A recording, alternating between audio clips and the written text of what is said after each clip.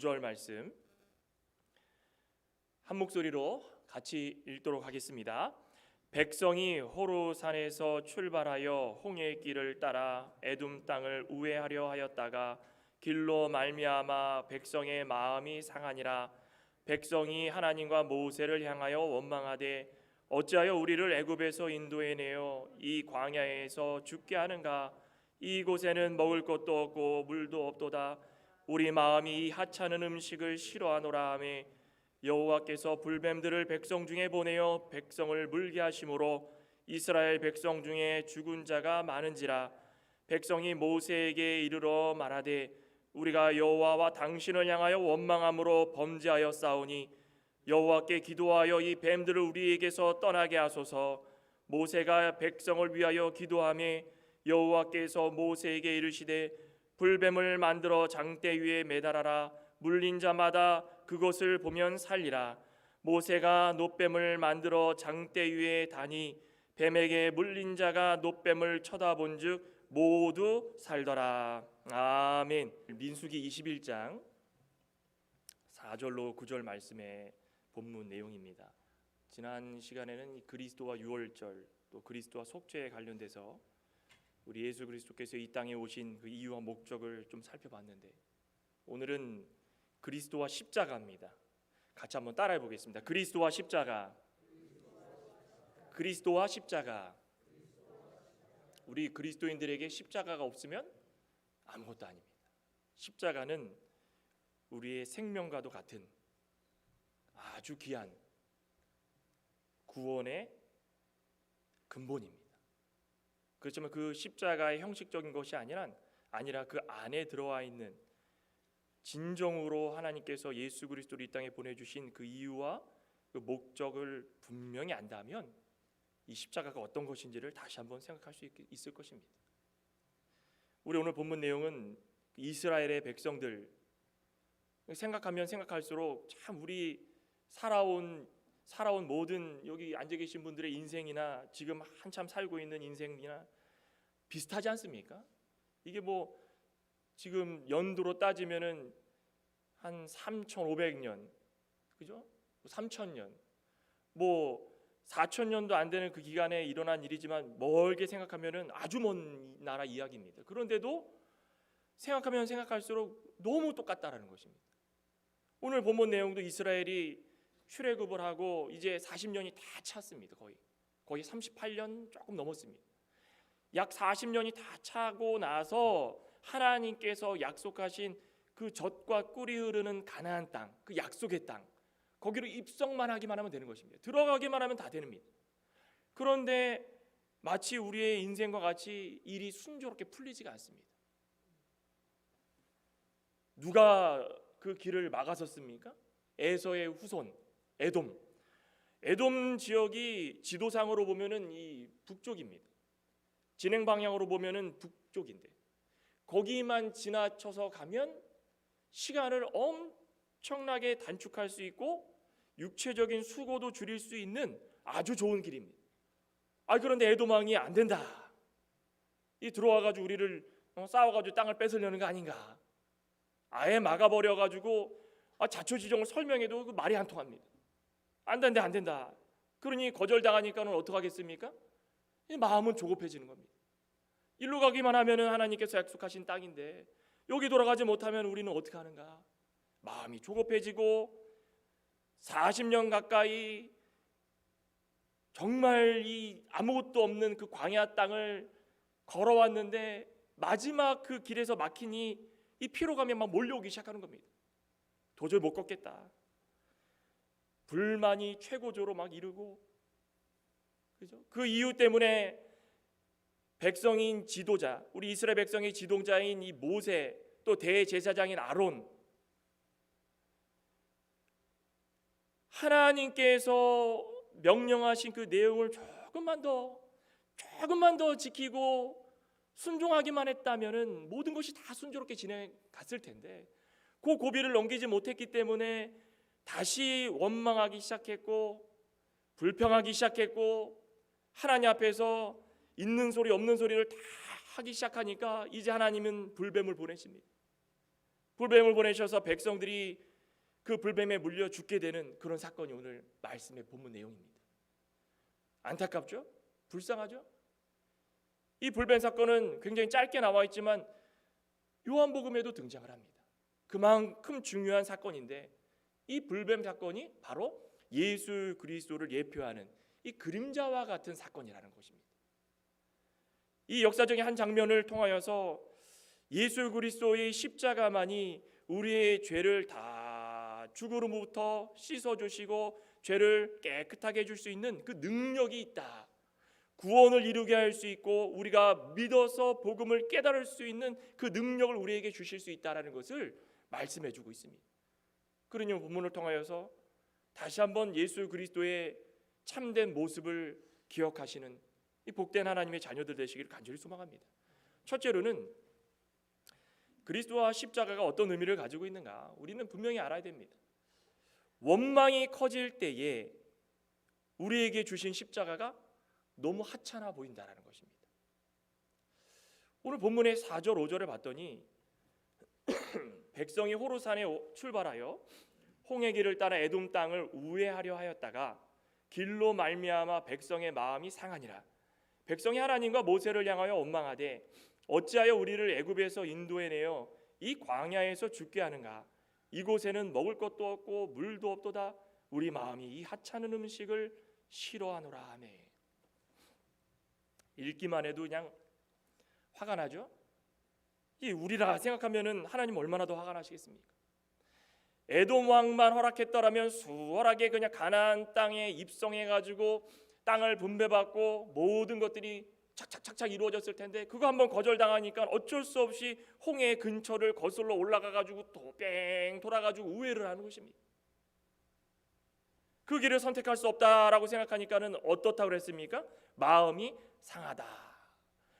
4절 끝무렵에 그러죠. 백성의 마음이 상하니라. 마음이 상했다라는 말은 원어적인 의미로는 인내심이 바닥이 났다라는 뜻입니다. 참다 불만이 최고조로 일어나가지고 인내심이 바닥이 난 겁니다. 다른 의미로는 어떤 뜻이겠습니까? 마음이 상하다라는 의미는 이미 불만이 마음속에 자리 잡고 있었다라는 것입니다. 불만이 조금씩 있었는데 찰대로 차다 보니까 아니 가나안 땅에 들어가기만 했으면 그 불만이 해소가 됐을 텐데 차오르던 불만들이 이제는 도저히 못 참으니까 터져 나온 겁니다. 그러니 평소에도 불만이 얼마나 많이 쌓였겠습니까? 우리 출애굽기 6장 9절에도 보면은 똑같은 말이 한번 나오죠. 우리 출애굽기 6장 9절에 보면 이런 말씀이 나옵니다. 모세가 이와 같이 이스라엘 자손에게 전하나 그들이 마음의 상함과 그러죠. 가혹한 노역으로 말미암아 모세의 말을 듣지 아니하였더라. 이제 나가자. 내가 너희들의 지도자가 돼가지고 이 노역들 국고성 짓고 이 바로 왕을 위해서 일하는 모든 것들 나 다 하나님이 해소시켜주고 해결해준다고 그랬으니까 나만 믿고 따라가자 그랬는데 웬걸 일이 꼬이기 시작합니다. 바로 나갈 줄 알았더니 나가지 못하고 바로 왕이 돌 대신에 그 집 만드는 재료들을 주지도 않고 조금 전보다 조금 주고 벽돌 만들어서 지어라. 아니 뭐 재료를 줘야 벽돌을 만들지 않겠습니까? 그러니 노역이 점점 심해지는 겁니다. 그러니 백성들이 마음이 상한 겁니다. 쌓였던 그런 마음들이 바로왕의 고된 일을 통하여 가지고 터지기 시작하는데 또 뭘로 분출이 됩니까? 원망으로 분출이 되는 겁니다. 하나님 말씀도 듣기 싫다라는 것입니다.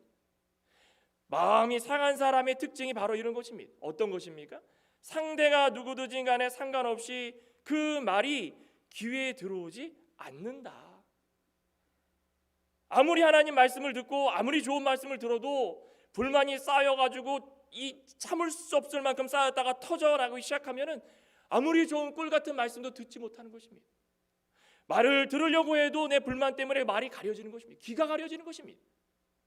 듣기를 거부하는 것입니다. 말을 듣지 않는 것은 무엇입니까? 자기의 주장이 강한 것입니다.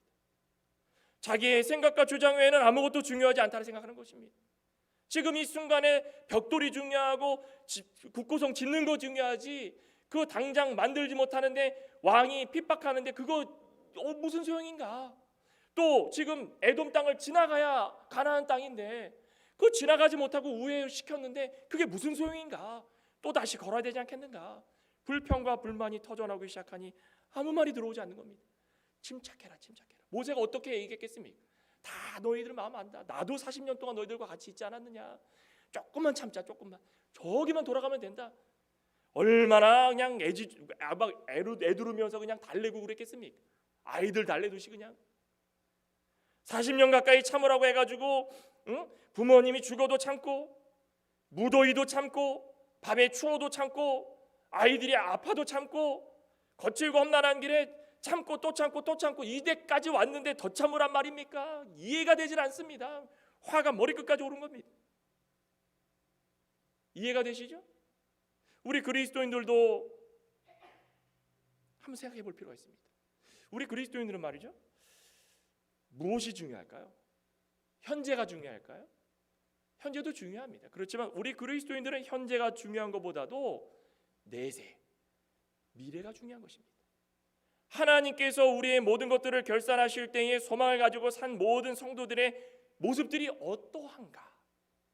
그러니 오늘 하루를 살아가더라도 미래를 내다보면서 미래에 하나님께서 예수 그리스도를 다시 보내시는 그날을 바라보면서 살 수 있는 것이 우리 그리스도인들이라는 것입니다.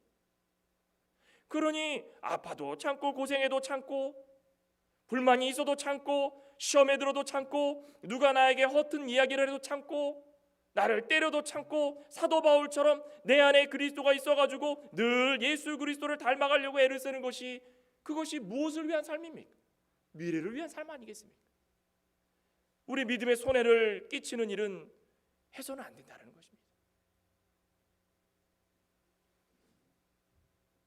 이런 모습을 가지고 살아가야 되는 우리 그리스도인들은 어떻게 살아야 될까요? 우리 시편 저자가 이런 말씀을 했습니다. 시편 37편에 보면 우리는 이렇게 살아야 된다.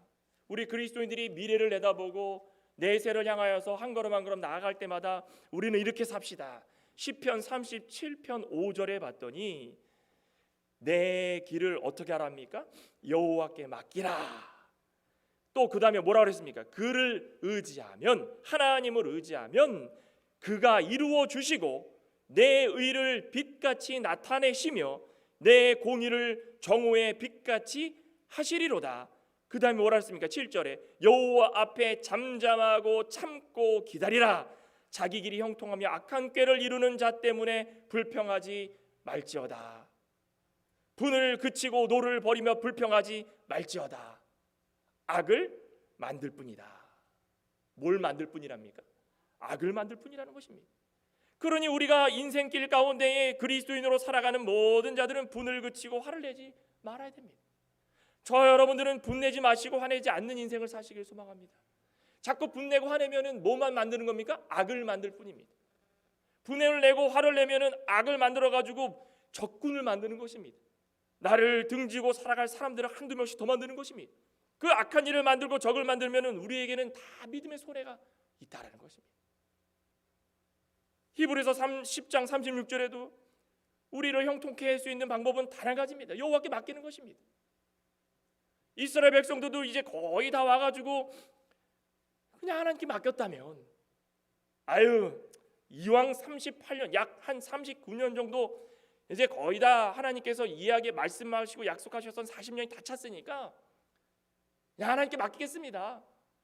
지금까지 왔는데 뭐 1년 더 못 맡기겠습니까? 아니 뭐 10년 더 못 맡기겠습니까?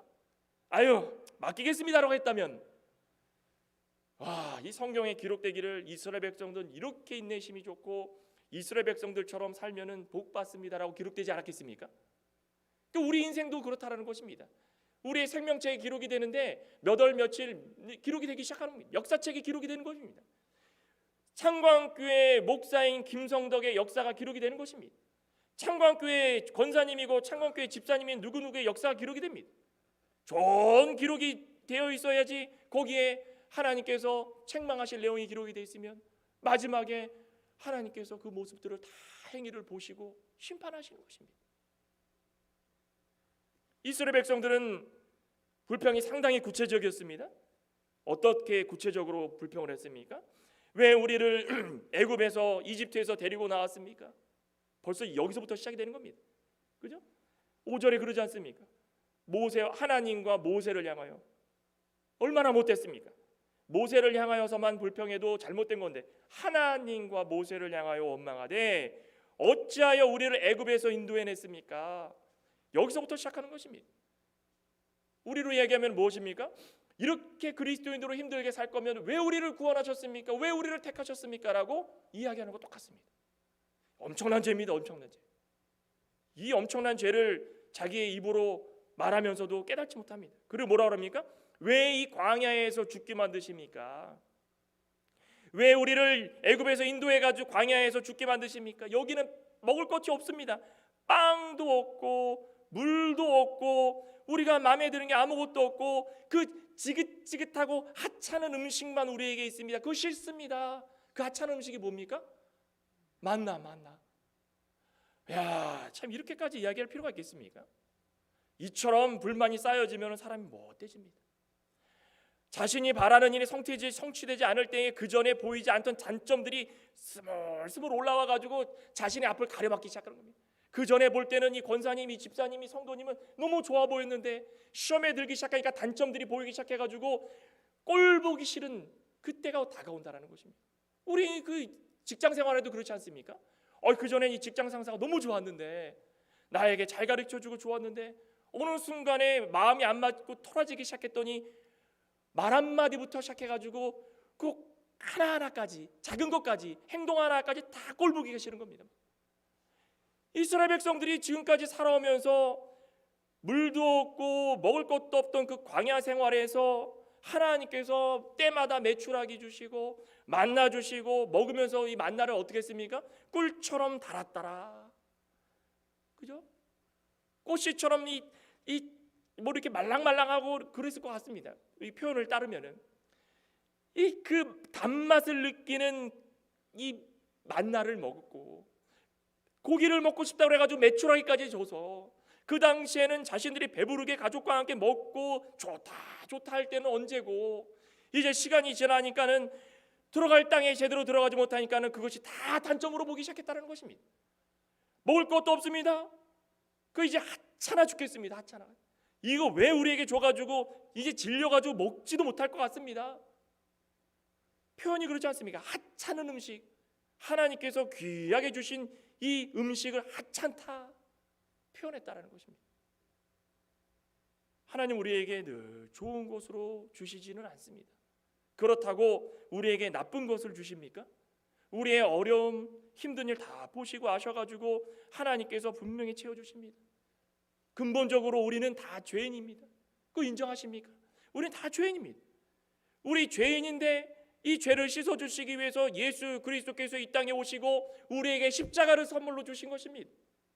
그 십자가를 통하여서 예수님 피 흘려주시고 그 피로 말미암아 우리가 깨끗함 받아가지고 이제는 멸망이 아니라 영생을 얻었다라고 고백을 했는데, 그런데 조금 살다 보니까 가정에 어려움이 생기고 경제적인 어려움 생기고 자녀의 문제가 생기고 직장에 어려움 생기니까 이제는 뭡니까? 십자가가 하찮아 보이는 것입니다. 예수 그리스도의 은혜가 하찮아 보이는 것입니다. 어찌하여 우리를 이렇게 만드십니까? 지금까지 주신 은혜와 복만 생각하면 너무 많은데 그게 내가 불평과 불만이 쌓이다 보니까 다 하찮아 보이고 보기 싫고 꼴 보기도 싫고, 이 말 그대로 왜 하찮은 것들을 우리에게 주셔가지고 별 소용도 없는 것들을 우리가 못하라고, 당장에 우리가 해결받을 수 있는 것들은 기도도 들어주시지 않으면서 왜 우리에게 이렇게 하십니까? 라고 말하는 우리 인생의 모습이라는 것입니다. 우리 빌립보서 1장 29절에 사도 바울이 성도에게는 무엇이 필요한가? 1장 29절에 이렇게 말씀하죠. 그리스도를 위하여 너희에게 은혜를 주신 것은 다만 그를 믿을 뿐 아니라 또한 그를 위하여 고난도 받게 하려 함이라. 하나님께서 우리에게 주실 때 무엇과 무엇을 주십니까? 사랑만 주시고 은혜 주시고 막 돈을 퍼주시고 하늘 문을 여셔가지고 하늘의 신령함과 땅에 기름진 것으로 채워주셔가지고 우리의 곳간을 차고 넘치도록 해주십니까? 11조만 주시면은 평생 동안 먹고 살 수 있는 그 길을 열어주십니까? 아닙니다. 어디 성경에 그렇게 말씀되어 있습니까? 뭐라고 사도 바울이 고백하죠? 하나님께서 은혜를 주시는데 은혜 플러스 고난입니다. 고난이 따라온다라는 것입니다. 그러니 우리는 은혜만 보고 살았으니까 고난을 조금만 받으면 어떡합니까? 불평과 불만이 터져 나와가지고 그 당시에 받았던 은혜가 다 차나 보이는 것입니다. 하나님을 가까이 하게 되고 자기의 잘못을 늘 바라보면서 하나님 말씀을 지킬 때에 우리는 차분해질 수 있습니다. 하나님께서 주신 은혜를 다시 한번 보고 고백하고 감사할 수 있습니다. 고난과 아픔, 그리스도인들에게는 십자가다. 그럼 그것조차도 감사할 수 있는 우리의 신앙이 되어야 된다는 것입니다. 예수님께서 지신 그 십자가가 무엇 한다고 했습니까? 예수님 지신 십자가 나도 지고 하나씩 따라갈 때마다 기쁘고 그 십자가와 같이 예수님께서 피 흘려주신 그 모든 사죄의 은총을 내가 늘 고백하면서 은혜로 고백하고 자기 앞에 현실 앞에 놓여져 있는 이 모든 불평과 불만들이 터져 나올 때마다 십자가가 하찮게 보인다라는 그런 고백을 하는 것이 아니라 하나님께서 더 좋은 것으로 주시고자 나를 이렇게 인도해 주시는구나. 예수님을 따르려는 사람들이 고난을 받는다고 그랬는데 이것도 하나님께서 나에겐 은혜로 주시는 그 고난이구나. 십자가를 지고 자신을 부인하라고 했는데 내가 얼만큼 나를 부인하며 살았는가? 예수님께서는 자기를 완전 부인하고 순종함으로 자기를 죽기까지 복종하셨는데 그 십자가가 우리에게는 너무 하찮게 보였는가? 우리 12월을 맞이하여서 다시 한번 이 십자가의 은혜를 기억하시길 소망합니다. 십자가가 하찮게 보이는 일이 없기를 소망합니다. 저와 여러분들은 늘 그것을 위하여서 한 걸음 한 걸음 갈 때마다 감사하기를 소망합니다. 두 번째로 볼 수 있는 것은 하나님의 징계는 죄를 깨닫게 하고 십자가로 가까이 나아가게 합니다. 징계 많이 받아보셨습니까? 징계는 받을수록 친아들입니다. 징계는 안 받으면 사생하라고 그랬죠. 오늘 본문 6절 7절에 봤더니 하나님께서 이스라엘 백성들에게 징계를 내리십니다. 그러니 버렸다라는 겁니까? 버리지 않으셨다라는 겁니까? 버리지 않으셨다라는 것입니다. 아니 그냥 싫은 사람들은 징계도 안 내리십니다. 그런데 6절 7절에 어떤 징계를 내리십니까? 여호와께서 불뱀들을 백성 중에 보내어 백성을 물게 하심으로 이스라엘 백성 중에 죽은 자가 많은지라 백성이 모세에게 이르러 말하되 우리가 여호와 당신을 향하여 원망함으로 범죄하여 싸우니 여호와께 기도하여 이 뱀들을 우리에게 떠나게 하소서. 모세가 백성을 위하여 기도합니다. 모세가 백성을 위하여 기도합니다. 백성들에게 불뱀을 보내셔가지고 불뱀이 백성들을 한 명씩 물기 시작합니다. 이 불뱀은 신명기 8장에도 등장을 하죠. 광야에 서식하는 이 맹독성 뱀이랍니다. 우리 미국에도 자연환경 보존을 많이 했기 때문에 뱀들이 상당히 많은 걸로 알고 있는데 이 맹독성 뱀을 한번 물리기 시작하면 그 독이 온몸에 퍼져나가가지고 이 당시에만 해도 이 맹독성 뱀은 열을 오르게 하고 갈증을 일으켜가지고 사람을 말라 죽입니다. 열 무서운 뱀입니다. 불뱀을 보내가지고 조금만 목이 말라도 불평했던 이 이스라엘 백성들이 열이 오르고 목이 마르기 시작하는데 과거에 목말라서 불평했던 것보다 더 목마르기 시작하는 것입니다. 감당할 수 없을 만큼 괴롭고 고통스러워서 그 고통에 말라 죽는 것입니다. 지난 40년 세월 기간 동안에 이러한 독하고 독한 야생 동물로부터 생명을 유지할 수 있었던 건 누구의 은혜입니까? 하나님의 은혜였습니다. 그거 감사했습니까? 그거 감사한 적 한 번도 없습니다.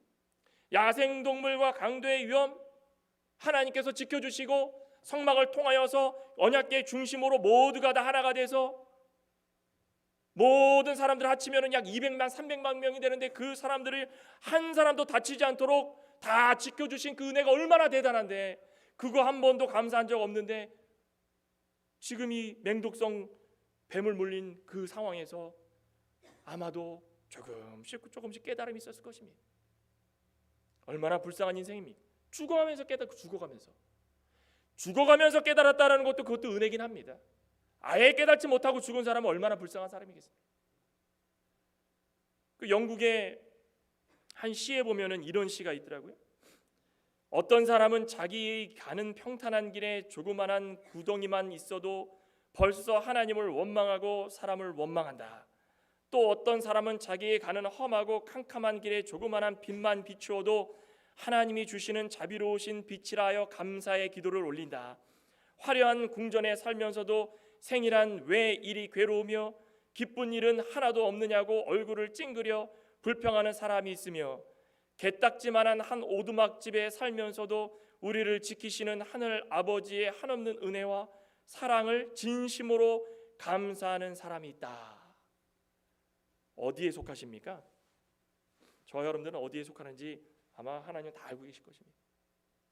이스라엘 백성들이 불뱀이 나타나기 전에 하나님의 작은 은혜 그거 하나도 감사하면서 어쩔 줄 몰라서 저에게 어떻게 이런 것을 주십니까? 라고 했다면 얼마나 감사했겠습니까? 작은 것조차도 감사하지 못하고 받기만 하고 더 큰 건 요구하고 그 십자가가 힘들더라도 진심으로 하나님께 감사한 삶을 살았다면 참 좋았을 텐데 그러지 못한 어리석은 삶을 살았다는 것입니다. 그런데 이 불뱀의 역사로 살아가는 이 백성이, 살아있는 이 백성들이, 죽어가는 그 백성들을 바라보면서 더 큰 깨달음을 얻고 무엇을 했습니까? 회개하기 시작한 겁니다. 모세를 향하여서 불평불망했던 그 입술로 다시금 모세를 향하여서 뭐하라고 말씀합니까? 우리 여호와 당신을 향하여 원망함으로 범죄하였습니다. 지금 깨닫기 시작했습니다. 범죄하였습니다. 그러면서 기도 좀 해달라고 간구하기 시작합니다. 그 모세가 그걸 다 받고 백성을 위해서 기도합니다. 여호와 하나님이시여, 이 불쌍한 무리들을 지켜주십시오. 제가 우선 잘못했습니다. 지도자로서 이들을 잘 양육했어야 되는데, 불평불만 갖지 않도록 이들을 말씀으로 양육했어야 되는데 우선 제가 너무 죄송하고, 그리고 나서 이 백성들이 이렇게 불평불만으로 살아가가지고 불뱀에 물려 죽는 역사가 일어났으니 이거 어찌하겠습니까? 하나님 너무 죄송합니다. 회개의 기도를 드린 겁니다. 불뱀이 뭘 상징할까요? 불뱀은 마귀를 상징합니다. 옛뱀, 죄를 상징합니다. 죄가 우리 가운데 와가지고 독을 쏘기 시작해서 우리의 온갖 욕심과 정욕이 퍼지기 시작해서 우리를 모두 불같이 태워버리는 것입니다. 모든 이 독이 우리 온몸에 퍼져가지고 그 안에는 욕심과 정욕 외에는 아무것도 있을 수 없다는 것입니다. 이거는 긍정적으로 볼 때는 하나님의 징계고, 부정적으로 볼 때는 하나님의 이 책망과 더 큰 고난이 될 수 있다는 것입니다. 하나님의 징계라는 것은 건져 주실 때에 더 빛을 발하고 확실히 느껴집니다. 징계라는 것이 현실에서는 고통과 남을 미워하는 원망하는 길로 인도하게 되는 모습 같고, 결정적으로 나를 때리는 것 같고 버린 것 같지만, 하나님께서 십자가를 통하여서 멀어지게 하지 않으시고 다시금 돌아오게 해주시고, 그것을 통하여서 치료해 주시고 싸매 주시고 백성 삼아 주시고, 그게 징계 아니겠습니까? 해결책은 단 한 가지입니다. 깨달아서 하나님께 나와서 회개하는 것입니다. 즉시로 전능하신 하나님 앞에 나와가지고 주저하지 말고 회개하는 것입니다. 그럴 때의 징계가 더 확실히 징계로 느껴지는 것입니다. 하나님 나를 사랑해가지고 이렇게 징계를 내리시는구나. 내가 회개할 때에 하나님께서 더 큰 은혜로 더 크게 우리를 다 안아주시고 위로해 주시는 것입니다. 찬송가 가사처럼 그런 가사도 있죠. 십자가로 가까이 나를 이끄시고 거기 흘린 보혈로 정케하옵소서. 우리 찬양을 부를 때마다 어떤 생각을 하십니까? 내가 이런 모습으로 살아가는데 하나님께서 나에게 징계를 내리셔서 깨달음을 주시고 입술을 열어 회개하게 하셔서 십자가로 가까이 가게 하시는 것입니다. 십자가로 가까이 갈 때마다 한 걸음 한 걸음 나를 이끌어 주시고, 내가 스스로 가면 너무 좋겠지만 징계를 통해서 손을 붙들고 끌어서 그 십자가의 보혈 앞에 무릎을 꿇게 하시고 우리의 모든 것들을 정케 하시는 것입니다. 깨끗하게 하시는 것입니다. 그 십자가로 나아갈 때마다 우리의 죄가 용서되고 다 씻음 받아 가지고 영원한 안식을 누릴 수 있는 우리의 미래가 펼쳐지는 것입니다. 믿으십니까? 저 여러분들도 이런 무엇이든지 우리에게 주시는 것에 감사하면서 십자가로 가까이 나아갈 수 있는 믿음의 신실한 성도 되시길 소망합니다. 찬송가를 부를 때마다 나의 고백이 되길 소망합니다. 그래서 하나님께 칭찬받는, 또 복받는 그런 인생을 사시길 간절히 소망합니다. 마지막으로 볼 수 있는 것은 십자가를 바라볼 때마다 구원을 얻을 수 있다라는 것입니다. 오늘 8절 9절에 하나님께서 해결책을 주십니다. 여호와께서 모세에게 이르시되 불뱀을 만들어 장대 위에 매달아 물린 자마다 그것을 보면 살리라. 모세가 놋뱀을 만들어 장대 위에 다니 뱀에게 물린 자가 놋뱀을 쳐다본즉 모두 살더라. 이제 불뱀을 형상화시킨 무언가를 만들어 가지고 장대 위에 달아야 됩니다. 그래서 노수를 이용해 가지고 뱀을 만들어서 장대에 높이 달았는데 하나님께서 조건을 주셨죠. 못하는 자만 삽니까? 보는 사람만. 그 와중에도 고집이 세가지고 그 쳐다보지 않는 사람이 있었던 것 같습니다. 장대 위에 달린 놋뱀을 쳐다보기만 하면 산다. 얼마나 간단합니까? 이 간단한 것까지도 하지 못하고 죽어가는 사람이 있었다는 것입니다. 우리 요한복음 3장에 한번 볼까요? 요한복음 3장에 이 구원에 관련돼 가지고 예수님께서 이 놋뱀 사건을 언급해 주셨습니다. 요한복음 3장 13절부터 한번 볼까요? 13절부터.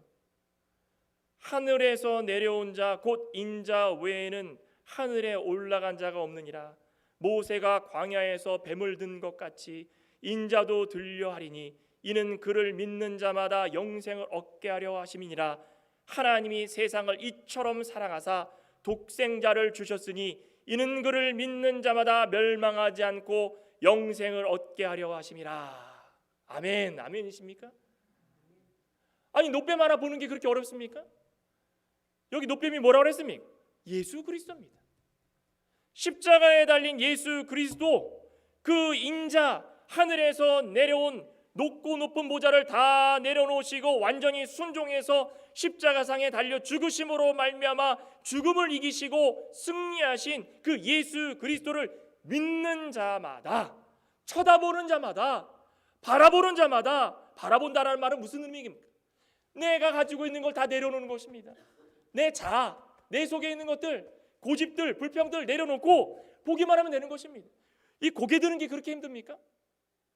고집이 얼마나 세면은 그 죽어가는데도 그걸 들지 못합니까? 우리 영혼들은 다 죽어갑니다. 우리 주위에 한번 돌아보시기 바랍니다. 죄로 인해서 죽어가는 영혼들이 얼마나 많습니까? 그분들에게 전하기를 소망합니다. 우리는 이제 죽은 인생들이지만 살 방법이 있습니다. 고개를 드십시오. 십자가를 보시기 바랍니다. 십자가를 바라보기만 하면 믿는 자마다 영생, 영원히 살 수 있는 그 은혜를 우리에게 주셨습니다. 그 영생, 독생자를 통하여서 주신 이 영생, 우리는 이것을 하찮게 여기지 않기를 소망합니다. 물린 자마다 그것을 바라보면 다 산다고 그랬는데 오늘날 마귀에게 오히려 물려서 온몸이 독이 퍼져가지고 그것조차도 알지 못하고 안타깝게 죽어가는 심령들이 얼마나 많습니까? 십자가를 쳐다보지 않고 의심을 품는 분들이 계시다면 우리는 기도해야 됩니다. 기도. 우리 가족 중에, 지인 중에, 직장 동료 중에 아직까지도 십자가를 우습게 여기고 바라보지 않고 내 처지를 이해하지 못하고 살아가는 자들이 있다면 우리는 그들을 위해 기도해야 됩니다. 기도. 모세가 대표해가지고 하나님께 기도했던 것처럼 우리가 하나님을 향해서 기도해 줘야 되는 것입니다. 십자가를 바라볼 때마다 구원이 있다는 걸 선포해야 되는 것입니다. 그들 가운데에 영원히 죽어 불 가운데서 죽지도 못하고 그렇게 사는 끝이 보이는데도 불구하고 이 불뱀이 물어가지고 독이 퍼지는 건 비교도 하지 못할 만큼 괴로운 곳에서 사는 것을 바라보면서도 우리는 나만 살면 된다라고 생각하는 분들 계십니까? 십자가를 쳐다볼 수 있도록 좀 기도하기를 소망합니다. 저와 여러분들 가운데도 형식적으로 살아가는 분들이 계시다면, 저는 우리 창광의 건속들은 그런 분들 안 계실 줄 믿습니다. 우리 놋뱀 장대에 달아가지고 아무것도 아닌 것처럼 보였지만 그것만 바라봤을 때에 다 살았습니다. 그런데 나중 돼서 이 놋뱀이 어떻게 됐는지 아십니까? 이스라엘 백성들이 병이 낫고 보니까, 독이 사라지고 나니까 갑자기 머리에 드는 생각이 들었습니다. 이거다, 이거구나, 놋뱀이다. 놋뱀을 우상으로 만들어가지고 가나안에 살면서 항상 뭐 했습니까? 집이 어렵고 괴롭고 고통스러울 때마다 놋뱀을 만들어가지고 그걸 쳐다본 겁니다. 이 얼마나 어리석습니까? 얼마나. 사람이 그렇다는 것이, 사람이 죄성을 가지고 있는 사람은 얼마나 단편적이고 어리석기 때문에 하나님께서 주신 그것을 제대로 사용하지 못하고 우상으로 섬기고 어리석게 살아가다가 히스기야 왕 때 그 노뱀을 어떻게 했습니까? 가루를 내가지고 없애버린 겁니다. 어리석은 자들아, 너희들이 어찌하여서 이것을 우상으로 섬기느냐? 이것은 장차 오실 예수 그리스도의 그림자인데 이걸 가지고 너희들이 왜 우상을 섬기느냐? 너무 우리의 모습과 같다는 것입니다. 우리는 살아가면서 어쩔 때는 십자가가 하찮아 보이고 어쩔 때는 십자가를 우상화, 십자가 없으면 안 됩니다, 안 됩니다. 그러다가 또 살아가다가 십자가 또 하찮게 보이고, 그것이 중요한 것이 아니라 오늘 말씀 속에서 무엇이 중요했다 그랬습니까? 자신이 왜 이런 고통을 당하는지 그것을 깨달아서 회개하고 그리고 나서 하나님께 나아가는 것입니다. 십자가에 나가는 것, 그것이 중요하다는 것입니다. 나 같은 죄인 살리신 하나님의 은혜가 얼마나 감사한지 그것을 생각할 때마다 또다시 인생길에서 감사함으로 살아갈 수 있다는 것입니다. 우리 마지막으로 갈라디아서 보고 마치도록 하겠습니다. 우리 갈라디아서 2장에 보시면 사도 바울이 이렇게 말씀합니다. 갈라디아서 2장 20절, 우리 찾으신 분들은 같이 한번 읽고 마치도록 하겠습니다. 내가 그리스도와 함께 십자가에 못 박혔나니 그런즉 이제는 내가 사는 것이 아니요 오직 내 안에 그리스도께서 사시는 것이라. 이제 내가 육체 가운데 사는 것은 나를 사랑하사 나를 위하여 자기 자신을 버리신 하나님의 아들을 믿는 믿음 안에서 사는 것이라. 이제는 우리가 십자가에 막 못 박히는, 우리가 이제는 십자가에 못 박혀서 우리의 옛 모습들, 육체적인 모든 잘못된 것들 다 십자가에 못 박혀 이제는 우리가 사는 것은 오직 예수 그리스도로 말미암아 산다라고 고백할 수 있는 그런 믿음의 신실한 하나님 백성들이 되어야 될 줄 믿습니다. 오늘 이 그리스도와 십자가 다시 한번 기억하시면서 왜 우리에게 십자가를 주셨는가? 원망이 커지면 커질수록 십자가가 작고 하찮아 보이진 않았는가? 우리에게 주셨을 때마다 힘들고 어려운 일 당할 때마다 우리는 하나님께서 죄를 깨달으라고 허락하신 그 징계인데도 불구하고 십자가가 멀어지진 않았는가? 십자가라 가까워질수록 우리는 구원을 얻게 되는 것인데, 십자가를 바라보면 구원을 얻는 것인데 우리는 십자가를 바라보지 않았는가? 다시 한번 우리 삶을 되돌아보면 하나님 앞에서 혹여나 잘못된 것이 있다면 회개할 수 있는 우리의 진정한 삶이 되시기를 간절히 소망합니다. 기도하시겠습니다. 하나님 감사합니다. 십자가를 바라보는 것이 그렇게 힘들까? 다시 한번 생각해 봅니다. 우리는 이미 하나님의 은혜를 알았고 하나님이 누구신지를 알았고 늘 감사하며 살기 때문에 오히려 또 그 십자가가 우리에게 너무 하찮아 보이고 잠깐의 시험 때문에 우리의 쌓여져 있던 불평 불만들이 터져나오는 불쌍한 인생들은 아니었는가? 오늘 이스라엘 백성들의 모습을 보면서 다시 한번 우리의 모습들을 비교해 보며 잘못된 것이 있으면 회개합니다. 아버지 하나님 용서해 주시고 또 지금까지 십자가로 가까이 나아가면서 늘 하나님의 은혜에 감사하며 살았다면 앞으로도 더없이 그 기쁜 마음으로 살 수 있는 우리의 심령들이 될 수 있도록 은혜와 자비와 긍휼을 베풀어 주시옵소서. 예수님의 이름으로 기도드리옵나이다. 아멘. 찬송가 439장